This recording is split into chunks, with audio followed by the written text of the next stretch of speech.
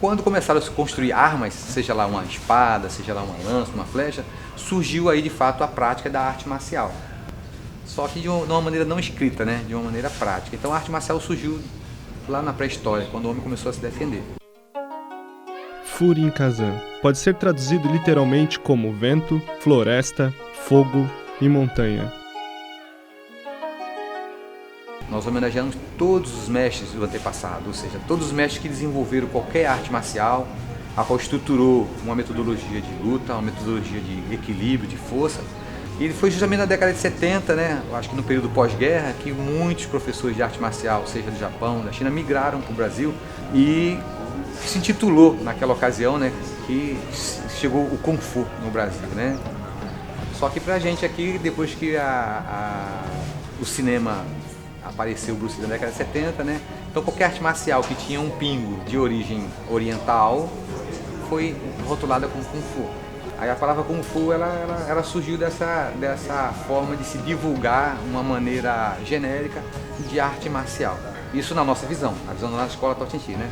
O Tao Te Ching enxerga que a arte marcial, toda ela, eu posso atribuir à tecnologia Kung Fu. Porque por oriental lá o Kung Fu significa nada mais que perfeição, perfeição do fazer, busca de habilidade, tentabilidade. Então tudo que é feito com dedicação, com empenho, buscando essa perfeição, é visto pelo oriental como a prática de Kung Fu. Um bom padeiro, um bom mecânico, um bom pintor, ele é um praticante Kung Fu. A nossa escola começou em relação a um projeto social, onde o nosso mestre Calado era então discípulo, praticante de um estilo de arte marcial que não se intitulava, não defendia nenhuma bandeira de nenhuma escola, né?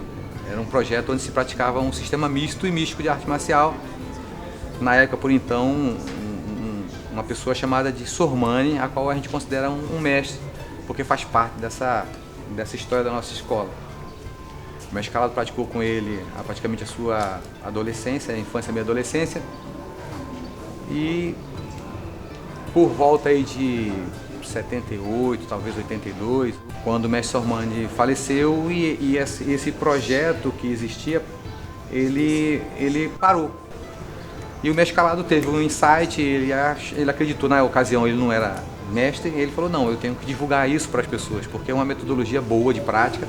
E ele assumiu o compromisso de estruturar, organizar, formalizar a escola Tao Te Ching, né? Porque até então não tinha nome Tao Te Ching, era só um sistema misto e místico de arte marcial. O mestre Calado, depois de, acho que 85, se eu não estou enganado, ele foi para a Marinha, quando ele conheceu o mestre Cleto. E aí nesse período ele ficou viajando muito, ele estava embarcado junto com o Cleto. Eles treinavam no porão do navio, isso era bem legal, ele falava isso, né? E enquanto isso a gente ainda não tinha um professor formado no Rio. E o mais antigo acabou ficando eu, lá no Rio, no 3º grau. E aí eu tive a necessidade de manter a escola funcionando, eu como 3º grau, sem poder avaliar ninguém, nem eu mesmo me avaliar, como é que eu faria. E assim, foi uma fase muito, vou dizer, foi um aprendizado muito bom, né? Porque a gente desenvolveu muito a parte técnica. Antigamente a gente não tinha e-mail, zap, essas coisas, era complicado. A gente comunicava através de carta escrita, entendeu? Então assim, é um momento legal, histórico, interessante da escola. E a gente viveu uma fase assim, nostálgica mesmo. Bem legal, bem legal. Muitas artes marciais, muitas escolas ensinam arte marcial com o intuito de resgatar pessoas, né? Existe uma certa visão deturpada que a arte marcial desperta a agressividade na pessoa e que desperta um instinto que a pessoa vai ser uma pessoa agressiva, a pessoa que briga, que não tem controle. É justamente o contrário, né? Na escola a pessoa chega com o espírito de querer bater, lutar, brigar, ele quer alimentar aquele espírito agressivo dele. Aí você faz um trabalho, em cima do trabalho marcial, o caminho inverso. Ele pensa estar alimentando a agressividade dele socando, chutando, mas não, você está podando ele. Vai ter uma hora que ele vai ver que a luta com o controle e moderação é o mais importante para o equilíbrio emocional dele do que simplesmente bater nos outros. E é nesse comportamento que você vai se aproximando dos amigos, você vai enxergando que o seu parceiro de luta, de treino, você depende dele. Se ele não vier para treinar comigo, eu vou ficar sozinho. Então você começa a cuidar do seu parceiro, você vai criando laços de emoções com as pessoas e vai surgindo uma grande egrégora de família, né? Egrégora a gente pode entender como uma energia gregária, que agrega. Então, por exemplo, tudo que a gente faz, tudo que um grupo faz, que ele demanda muita vibração, muita energia, ela cria um egrégora, cria essa energia, cria essa frequência. E todos nós temos uma frequência. Todo corpo humano, todo ser humano emite uma frequência. E quando a gente reúne uma mesma intenção, essa frequência se torna muito forte. E essa força, ela ganha um potencial, uma vibração que não morre, ela se mantém. Energia elétrica. A gente consegue ver a energia elétrica. Se eu pegar um fio, descascar ele, sem encostar uma fase na outra, eu vou te mostrar aqui. Então, você consegue ver a energia elétrica, mas se você encostar, você vai tomar um choque. Então, assim, o nosso corpo é a mesma coisa. A energia flui dentro da gente através da gente. A gente não consegue ver, mas a gente consegue sentir. A essência, você pode traduzir ela através de energia, de espírito, tudo. Mas, enfim, é o que faz a gente existir. Então a nossa escola, apesar de ter uma identidade única, né? A identidade única que eu falo que Taotianti é só Taotianti, né? A gente não está vinculado a nenhuma outra escola. Mas a gente tem muita influência de tudo que aconteceu no passado, né? E o Taotianti está nessa seara. Nós buscamos fundir algumas ritualísticas, né? Seja ela oriental ou não, algumas formas de manuseio de armas, né? De origem japonesa, de origem chinesa, que dá essa mesclagem no Taotianti, né? E aí a gente, dentro da escola, a gente trabalha com tradicionalismo. Nós temos a nossa ritualística, que é uma coisa focada na tradição, não na religião. Isso é importante, porque é onde muitos religiosos radicais se batem de frente, ou seja, se sentem incomodados, porque acham que você está fazendo algum tipo de culto, algum tipo de referência a algum tipo de ser sobrenatural, e não é. Está ligado à essência da tradição, das diversas culturas que a escola agrega. Por exemplo, vou dar o exemplo aqui de alguns deles. O budismo fala da busca interior, né? O ser humano sofre porque ele tem expectativa em outras coisas, no material, nas pessoas. Então, dentro do budismo, a gente foi aprendendo ao desapego, à busca interior, ao encontro com você mesmo. A felicidade está dentro de você, né? O taoísmo falando do caminho, né? da não forma, né? O tal que se define não é o tal verdadeiro. Então, uma busca da não forma e, do mesmo tempo, buscando o equilíbrio, buscando a harmonia, se integrar com tudo, né? O confucionismo, que depois de um certo tempo foi entender que é um conjunto de regras, de boa apresentação social, né? E de onde vem toda a ritualística da nossa escola também, da tradição, de respeitar o mais graduado, de colocar a faixa. Então, uma forma também de você se expressar socialmente. O shintoísmo, que trabalha com 5 elementos, trabalha com a natureza, a proposta dela é uma integração realmente com a natureza como um todo. Então, na nossa meditação, a gente busca estar integrado com isso. E o cristianismo, que é a nossa religião, nós somos cristãos, né, enquanto brasileiros, né, está na nossa raiz, que fala desse amor ao próximo, né, exaltar esse mestre supremo que é Deus. Aí a gente vê como é que a escola é diversificada. Entendeu? Tem lugares que você não consegue conviver com pessoas com pensamentos religiosos diferentes. Tem atrito constante. Na escola não acontece isso. Por quê? Por causa do ponto comum. A gente tem um ponto comum de desenvolver a paz e a harmonia interior, uma coisa que todo mundo quer, independente de religião. Então a gente aprende a humildade, aprende a respeito, aprende essa tradição de bom relacionamento social, respeitando os mais graduados, os menos graduados, né? Buscando esse equilíbrio das emoções, no marcial, da vida no dia a dia, e sempre buscando essa felicidade dentro da gente também, né? Esse encontro com você mesmo, que é a proposta maior, você desenvolver o seu mestre interior. Algumas escolas, você vai verificar que procuram distinguir o crescimento do aluno através de faixas, né? E cada faixa tem uma cor. Só que lá, se você voltar em um pouco da história aí das artes marciais, isso não existia, isso é uma coisa nova, isso é uma coisa recente. E no Taojiandi, a gente tem as cores, mas a gente não tem tantas cores. Nós temos 4. e acabou. Né? E você verifica que dentro de cada cor, o cara vai ter uma graduação. O amarelo, na tradição oriental e tudo, ele remete ao quê? Ele remete a estudo, a conhecimento, a um estado que você está em aprendizado. Tá? E o aluno que está chegando na escola, ele está ávido por conhecimento.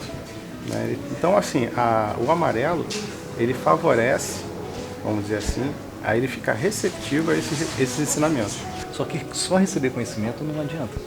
Você se torna um receptáculo. Você tem que, o que você sabe não vale nada.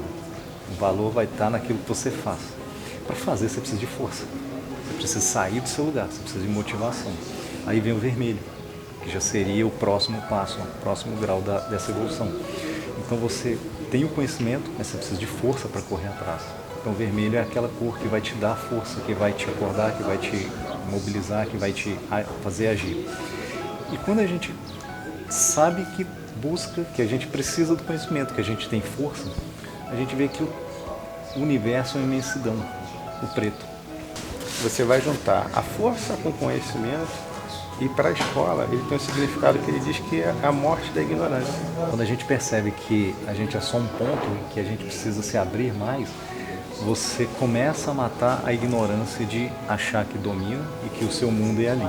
O seu mundo não é ali, você está ali, mas o seu mundo é todo aquele espaço aberto que você tem, toda aquela possibilidade, você tem um leque de possibilidades. Quando você começou a dar seus primeiros passos dentro da escola, teoricamente você não enxergava nada, né? Você estava cego ali. E nas primeiras graduações, a cor amarela, você estava receptivo, e aí você foi abrindo. Quando você chega na preta, lá pelo 8º grau, essa parte que você era ignorante, ela já passou. Do preto, ele vai entrar numa graduação que é a cor branca, que é onde o praticante, ele encontra o estágio de iluminação. O negro é a ausência de cor. Então, é quando eu sei que eu tenho muito o que aprender. Eu tenho que estar vazio, você tem que estar ausente de qualquer coisa para poder me preencher. E o branco é o somatório das cores. Então, é a soma de todas as cores. Então, quando você atinge esse nível, quer dizer que sua mente já está bem expandida, bem aberta, e você, digamos, ser pleno no conhecimento? Não. Mas você está aberto, você já está caminhado dentro do princípio Tao Te Ching. Então, os mestres usam o amarelo porque é um processo, é um estágio. A cada momento, aluno, instrutor, professor, quando você chega a mestre, é como se você tivesse girado o círculo uma vez, você está voltando ao reinício. Só que todo aquele processo você já passou, mas você vai aprender a ser mestre. É o primeiro estágio de mestre, vamos dizer assim, entendeu? Você se tornou mestre, mas como mestre você ainda tem todo um processo de aprendizado, que é a mesma coisa do aluno. O Yin e Yang, ele talvez seja um dos termos mais incompreendidos. A ideia de que Yin e Yang é equilíbrio não é tanto assim. Yin e Yang não é equilíbrio, Yin e Yang é buscar equilíbrio. Se eu estou equilibrado, eu estou parado, eu não tenho dinâmica. Então você vê que ele é um ondulado. Então ele oscila, ora ele está mais yin, ora ele está mais yang. É sempre essa constante, essa troca. Como que se vive em harmonia entre o bem e o mal? Não existe. Ou o bem domina o mal, ou o mal domina o bem. Não existe um equilíbrio. Se eu estou equilibrado, eu não ando, mas eu preciso me desequilibrar. Por exemplo, de dia eu sou yang, então eu tenho que estar mais yang, eu não posso estar yang. Então, cadê o equilíbrio aqui? À noite eu sou yin, eu preciso dormir e descansar, então eu tenho que estar mais yin, eu não posso estar mais yang. Porque yang é ação, ele é função. O yin é substância, o yang é ação. Quando eu comecei a me deparar com a filosofia da escola, com a forma de ensino, a técnica, a parte energética, eu comecei a ver que ali tinha respostas para aquilo que eu buscava. Em 2002 eu tive contato com o mestre Lúcio, na época professor, e com o mestre Cleto. Fui lá, fiz uma aula, aprendi, tive contato com o Tao Te Ching e vi que no Tao Te Ching não existe só o lado físico, tem um lado energético, o lado tradicional, a essência, toda aquela vibração, toda aquela egrégora, aquela tradição, foi muito forte, muito significativo para mim. Nós temos vários alunos que tinham uma vida antes da escola que não era uma vida regrada, não era uma vida preocupada com disciplina, então não conseguia realizar determinadas coisas. Muitas pessoas, isso é individual também, lógico, não adianta a gente querer generalizar, mas tem muitos alunos que hoje têm, sei lá, um concurso público, tem um cargo, é oficial da Marinha, enfim. Por quê? Conseguiram, através da arte marcial, se colocar numa posição mais disciplinada, até para estudar, para equilibrar as coisas e, assim, inclusive melhorar o relacionamento em casa. O Tao Te Ching me ensinou mais do que lutar, assim, com corpo a corpo, mas lutar com a vida, com meus medos, com meus anseios, com a minha insegurança. Então, todo o conhecimento supriu aquilo que eu tenho buscado. Então, formou e forjou a minha personalidade. Hoje eu me sinto muito melhor, muito diferente. Hoje eu tenho um posicionamento melhor diante da vida. Tudo isso acho que foi forjado também pela arte marcial, com certeza. A cada combate é um combate interno que eu venço também. O Tao Te Ching é um estilo de arte marcial, mas para os seus praticantes não é apenas uma arte marcial, né? A gente pode até nivelar como se fosse uma filosofia de vida. Quando em campanha, seja rápido como o vento. Quando em marcha, seja silencioso como a floresta. Em suas incursões, seja feroz como o fogo. E ao ser atacado, seja inabalável como a montanha.